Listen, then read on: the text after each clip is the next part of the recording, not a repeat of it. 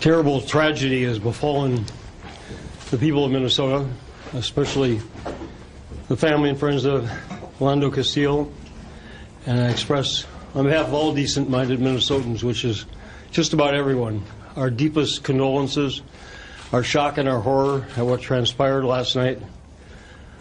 All the facts aren't known, but from evidence that's been presented, the video that was taken,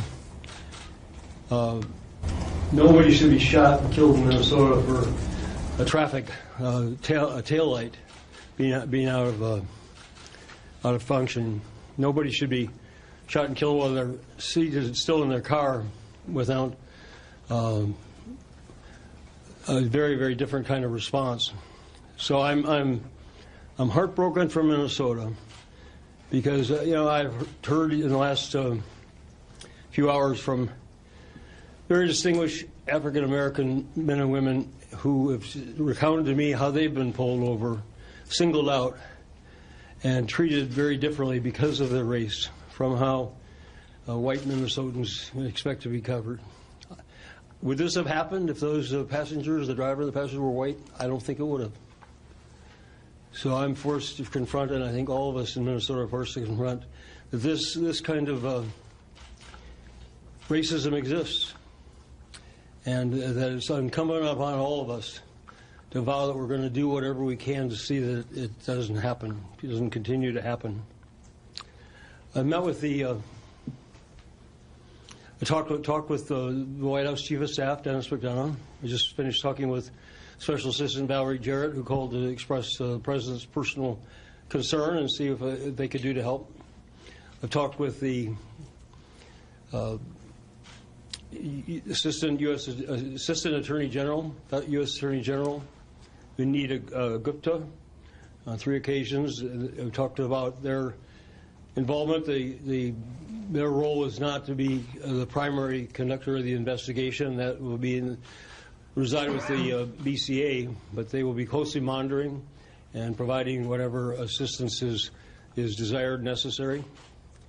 The BCA under Commissioner Dolman is following through with the greatest sense of urgency, time urgency, to pursue this and conduct a complete and thorough investigation, turn that investigation over to the Ramsey County attorney, who will make his decisions accordingly. I've talked with the Senator Franken, Senator Klobuchar, Representative McCollum, Representative Ellison, 5 of us, the Lieutenant Governor, 6 of us had a conference call just a short while ago. We're drafting a letter that will sign jointly that will go to the Attorney General, U.S. Attorney General, asking for this investigation or participation on behalf of the Department of Justice and the federal government in this matter. I can't say how seriously I take this. I can't say how shocked I am and how deeply, deeply offended that this would occur in Minnesota to somebody who got pulled over for being out of order, and how totally unacceptable it is by all the standards and values that I hold dear and that I treasure about this state, that such a terrible incident could occur and did occur, and this life is irrevocably taken away. So when I met with some of the people who are gathered outside the governor's residence earlier today, they said that they wanted justice, and I will vow that they will receive justice. And I don't know what course that takes. That will depend upon all the facts and circumstances, but that justice will be served. Justice must be served in this instance if we're going to have a chance to repair the terrible damage that's been done to the relationships we all have with men and women of other races and creeds. And I will do everything I can to see that it comes about. Commissioner, you want to add in? Commissioner? No? So on to questions. Governor, your statement today seems much stronger than it was during Jamar Clark. Can you outline what you see kind of in the framework of what we see in the video? What is so outraged today that we did not hear during Jamar Clark? Today, you were saying that you believe there's a racial component to this. I did not hear you say that with Jamar Clark. What makes this case different? Is it just the video? Well, I'm not going to go. I'm not going to go back into that. But I'll just say what I saw in the video. The video was, I told Woman Diamond just how extraordinary I thought her poise and presence was to both make that recording and the way she responded to the police in that situation. And I mean that presented a very. It didn't show obviously the incident itself occurring, the shooting of the weapon, but it showed immediate aftermath of that. And then she recounted in the press that we had this morning at the in front of the residents that, that Philando was not given first aid. Nobody attended to his condition as they were attending to the condition of the police officer who did the shooting.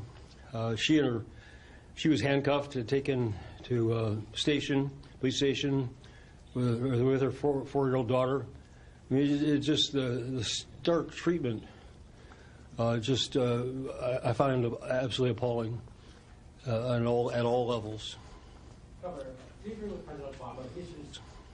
Governor, do you agree with President Obama? He issued a statement today saying that he believes that this is not an isolated act, but rather part of a systemic problem plaguing law enforcement.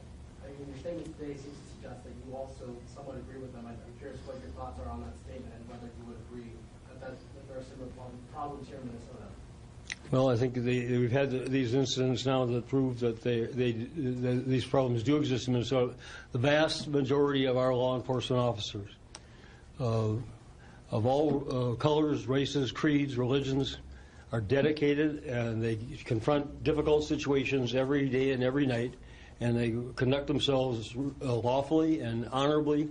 And one terrible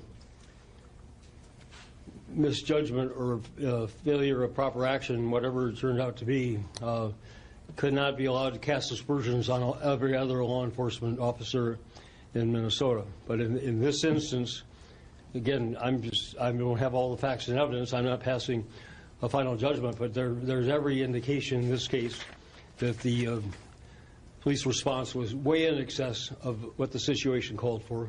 Certainly being pulled over with a traffic light defect and not having even exited the vehicle, much less taken any action that could be visibly seen or construed as being an act by the victim of aggression against the police officer, and then to be shot in the car with 4 or 5 bullets is just it's just beyond the pale. It's just so far beyond the pale. But again, I mean, you don't believe that it's part of a more systemic problem? I think it's more than an isolated instance, and that's why, as I said before, there are others who have shared with me just even this today. So one of the ways in which we we can't ever remedy the situation, but try to move forward with it would be to look at the training, the community policing. That's President Obama in his statement referenced his task force he established on community policing a couple of years ago and their recommendations. I asked for a copy to review those recommendations, and looked very seriously at convening a similar task force or group to look at those issues on behalf of Minnesota. But that's premature. That's not why I'm here today. We don't have solutions today. We have a recognition of a serious problem and a terrible, terrible tragedy, and a resolve that I want everyone to know that we are going to pursue this matter all the way to conclusion. Governor, can you elaborate on the BCA process, what has been done so far, and what else needs to be done? I'll let Commissioner Doman, who's in charge of BCA. For the record, my name is Mona Doman, the Commissioner of Public Safety, and I oversee the Bureau of Criminal Apprehension. Last night, the St. Anthony Police Chief, interim police chief, contacted the BCA and requested that the BCA conduct the independent investigation of this officer-involved shooting. Agents were sent out to the scene to begin the investigation, and they have been working through the night and through the day to collect all of the evidence, to do a thorough and expedited investigation. I've talked with the superintendent several times today, and we have had discussions with the lieutenant governor and with the governor regarding the need for expediency but thoroughness in collecting all of the evidence, putting that evidence together, and then presenting that to the county attorney for review. Can you elaborate on that evidence? Does it include any what sort of camera footage, if possible, interviews? Can you elaborate on what sort of things your officers are collecting?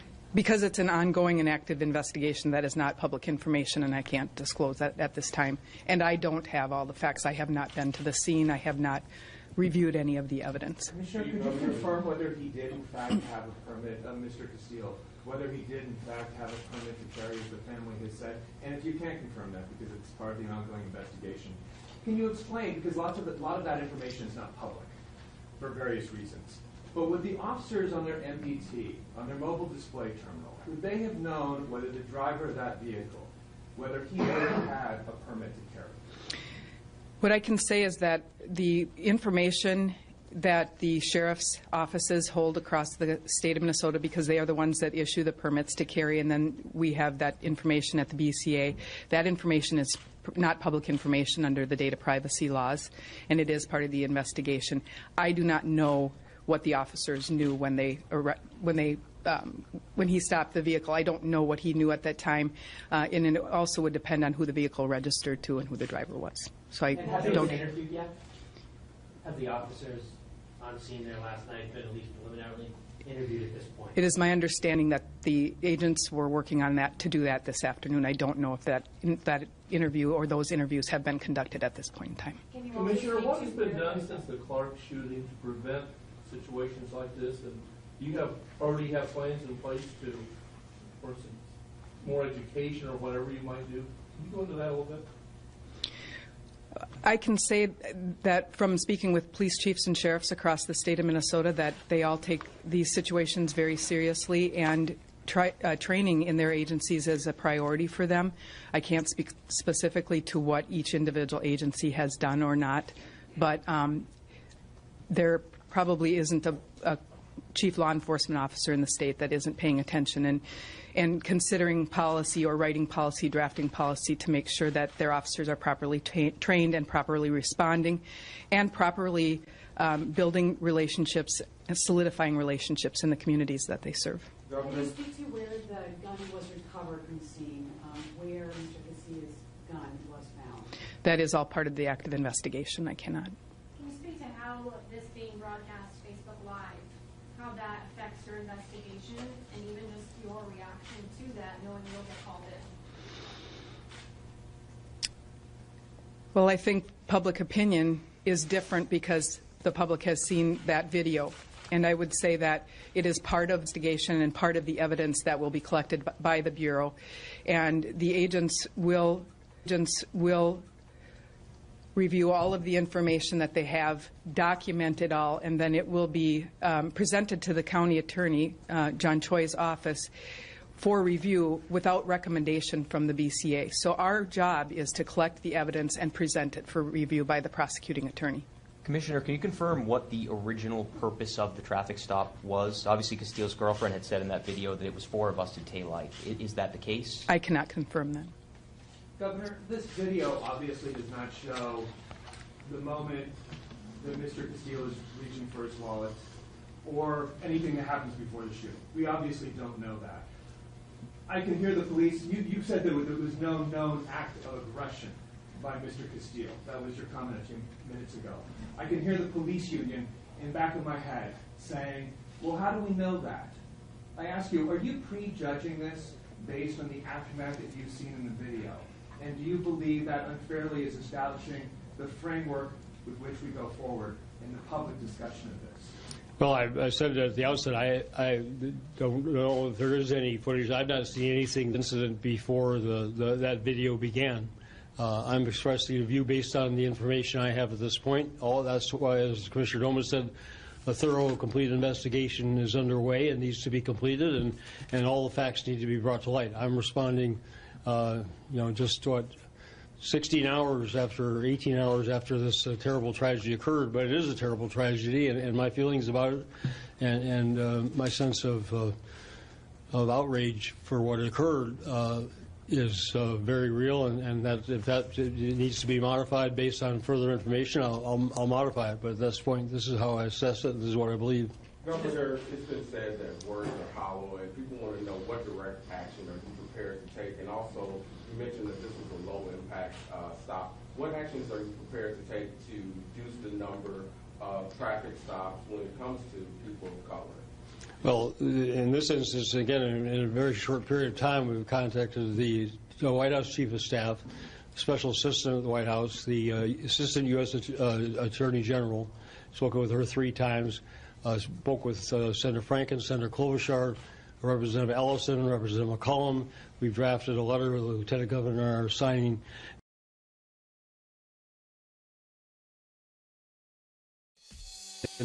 To assure that this gets the maximum scrutiny possible from, and I know it will occur from the BCA because the Commissioner has given me that assurance, but also the federal government, and that all federal and state investigative capabilities are brought to bear on this situation.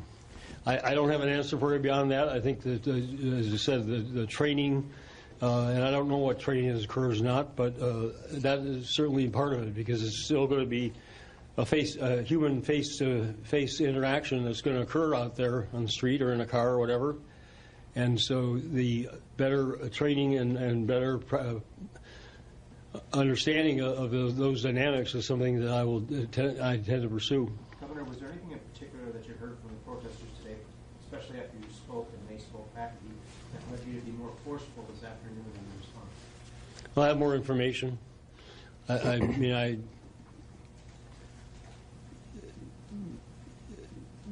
what, you know, I mean, I have more information. I can't. You asked me to compare what I said before. You'd have to play it back for me. Information that we don't have? No, just the chance I had to hear what has been said and to process the information and have a chance to think about it, have a chance to piece it together. Governor, was it low that the DOJ kind of is taking a secondary role, at least their response seems to be? I think they got immediately involved in Baton Rouge. They seem to be taking a step back on this one. Was that a blow to you? And 2, do you think this officer should be in jail today? I'm not going to comment on the second. I think that's what's important is that justice be served, and it's going to take a little time to do that.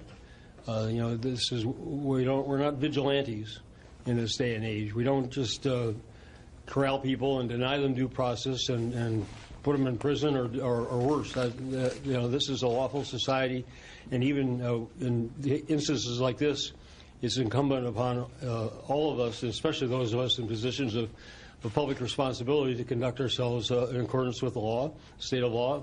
The Commissioner said respecting the rights to privacy and the like. So I'm not in position to say regarding that. What was the first part? Just about the DOJ. Yeah. Well, the BCA yeah. Act, I mean, this I'm told is, and the Assistant U.S. Attorney General emphasized this, that this is their usual role. If there's, and I'm not going to get into Louisiana because I'm not familiar enough, but there are circumstances there that cause them, I'm told, read additional concern, sufficient concern about the ability there to conduct a thorough and impartial investigation that they felt they had to step in immediately. To Minnesota's credit, they don't believe that's the case here. They can't put words in their mouth, but I mean, the BCA is the proper lead investigative agency, and again, the Department of Justice, and we talked to the U.S. Attorney, Mr. Lugar, and we're going to make sure that they're following very closely. If they think that there are lapses or they think there are gaps, we'll enlist them to work to fill those in. You talked about the BCA just now. There are critics out there who say the BCA is a biased organization, shouldn't be leading this investigation, and would like to see the State Attorney General's office do something. What's your reaction to that, and is that even possible for the State Attorney General? I'd have to talk to the Attorney General. I don't know what qualifications her office has. I don't mean that pejoratively. I just don't know that they have this kind of investigative capability. I mean, I believe we have a highly professional Bureau of Criminal Apprehension. As the Commissioner said, their job is to uncover and present all the facts. They don't make a judgment as to whether something should be prosecuted or not, or if so, how or not. They present the facts to the county attorney, and that's the separation that exists. I don't believe that. I believe that they're well qualified, capable, and they know that this is an absolutely urgent situation. when they're giving their highest priority.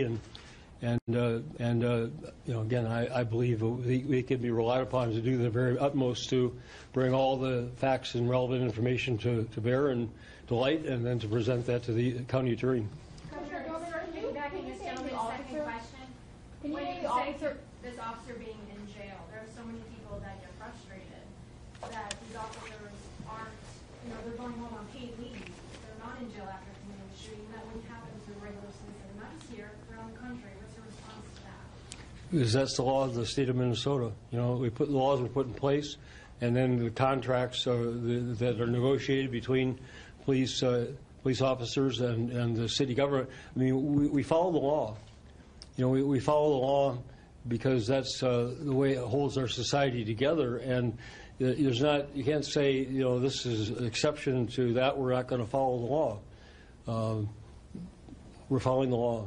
Commissioner Dorman, can you name the officer who was involved in this and whether he has yet made a statement, and any sense that you have of what caused him to fire? I cannot name the officer, but I can assure you that we are working to conduct the interview with the officer this afternoon. I don't know if that has been completed yet. And once we have completed that interview and taken that statement, we'll release the name of the officer and any other public information that goes along with what we know at the time. What are you aware of right now that caused him to fire? I am not aware of anything at this point in time. Commissioner, it's a long time an investigation to be a little speedier than what we've seen in the past. I mean, the Jamar Clark case took months and months, and there's people out there that want something done right away. Are you going to push for this to go a little faster? The Superintendent Drew Evans to make sure that this is the highest priority in their agency at this point in time, and they will abide by that. They understand that. At the same time, we also understand that the most important thing is the integrity of the case, the thoroughness of the case, and then in addition to the expediency of getting our package put together so that the county attorney can review all of the information that we have uncovered and collected. Are you going to use the Facebook video in the investigation? It would be premature of me to tell you or to comment on that at this point in time. Commissioner, it's a long time supporting legislative efforts. Last legislative session, there were a couple bills introduced on police reform introduced by Senator Scott Dibble, and I've been speaking with some legislators today. They said that they would like to do that next year. Are you prepared to support anything from the legislature on this topic? I haven't given that consideration today. I'm certainly open to looking at whatever deficiencies, defects, or this matter brings to light, and talk with legislators about addressing those next year. I don't have anything specific to offer today. Governor, many African Americans say they don't feel safe in this state when it comes to their involvement with police. Are we looking at a public safety crisis when it comes to police interactions with African Americans? And what are you prepared to do? Well, I'm not an African American, so I can't comment on how people feel, but I've been told by, as I said, very respectable African American leaders that they understand how this dynamic goes on beyond what happened last night, and to the extent that anyone is treated differently because of their race or religion or creed, that's a violation of state law. It's a violation of the values of this society, and it's something that I will do everything I possibly can to eradicate.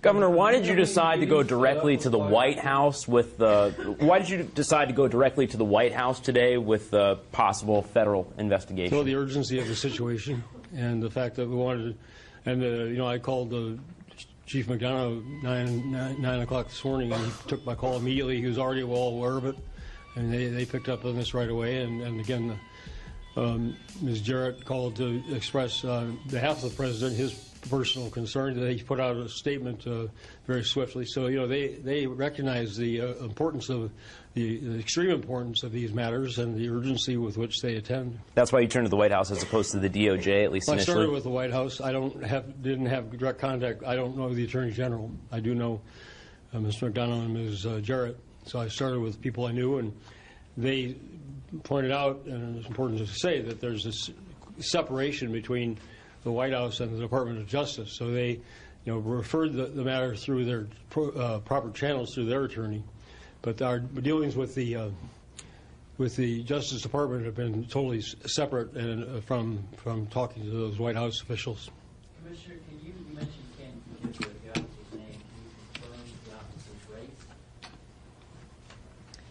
I am really not at liberty to comment at all on the officer involved.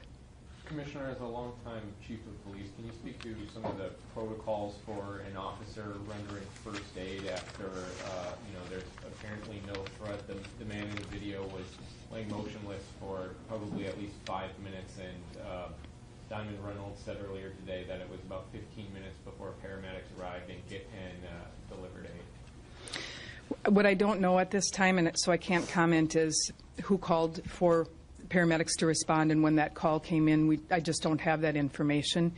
I know that, I feel that it should be instinctual that we would render first aid to anyone. Any one of us should do that to anyone in need. But I also understand that we don't have all of the facts of what the officers were going through at the time, what the woman in the car was going through, the emotions that she was dealing with at the time, and then the responding officers and the paramedics that responded as well. And so it really would be premature for me to comment on the timeline or on the timeline and when the calls were made. Is part of an officer's training, though, to provide some form of aid as needed once a threat has been neutralized? All officers in the state of Minnesota have to have first responder training. And so that is part of the training. Commissioner, 221,000 Minnesotans have permits to carry. They may be in cars driving around right now, and they may be stopped by police. Under state law, there's no requirement to tell an officer you have a weapon on you. It's not required under state law. Do you think that should change? And what do you recommend for police in terms of asking? Should they ask everyone when they come up to the car, do you have a permit to carry? Do you have a weapon on you?